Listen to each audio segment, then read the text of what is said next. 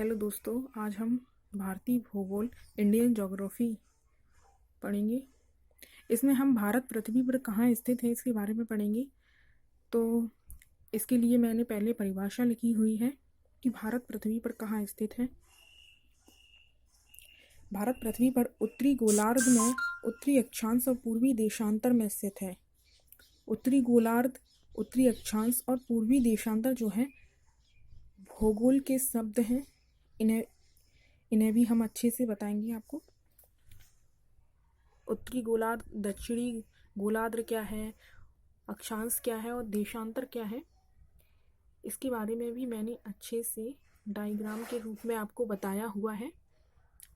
तो पहले उत्तरी गोलार्ध और दक्षिणी गोलार्ध पढ़ने से पहले हम कर्क रेखा और मकर रेखा क्या है इसके बारे में अच्छे से जानेंगे। तो जो विषुवत रेखा, कर्क रेखा और मकर रेखा जो है, एक काल्पनिक रेखाएं हैं।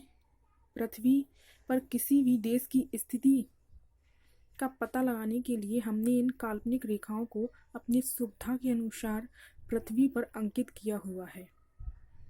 विषुवत रेखा को हमने 0 डिग्री माना हुआ है। उससे उत्तर की ओर 23.5 डिग्री जाने पर कर्क रेखा मिलती है, को अंकित किया हुआ है, या ये भी कह सकते हैं कि मिलती है।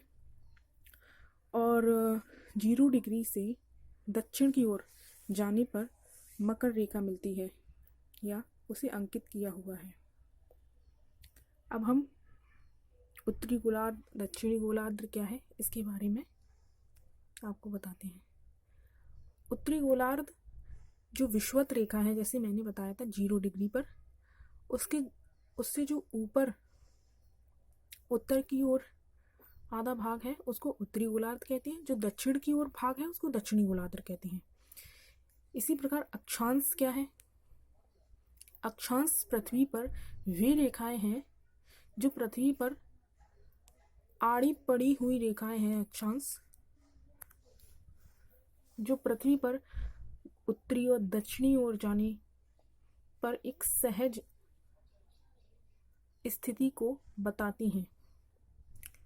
और देशांतर जो है पृथ्वी पर सीधी पड़ी हुई रेखाएं हैं जो पूर्व से पश्चिम की ओर किसी भी देश की स्थिति को बताती हैं।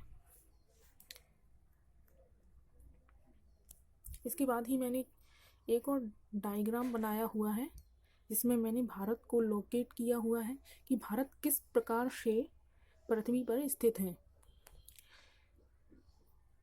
इसके लिए मैंने 0 डिग्री मतलब विषुवत रेखा, 23.5 डिग्री मतलब कर्क रेखा और भारत को लोकेट किया हुआ है इस पर।